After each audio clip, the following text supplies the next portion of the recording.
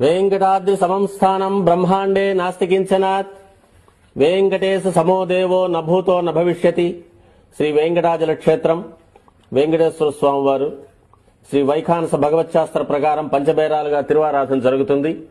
ధ్రువ కౌతుక ఉత్సవ స్నపన బలిబేరాలను విష్ణు పురుష సత్య అచ్యుత అనిరుద్ధ రూపాలుగా ఆరాధన జరుగుతుంది.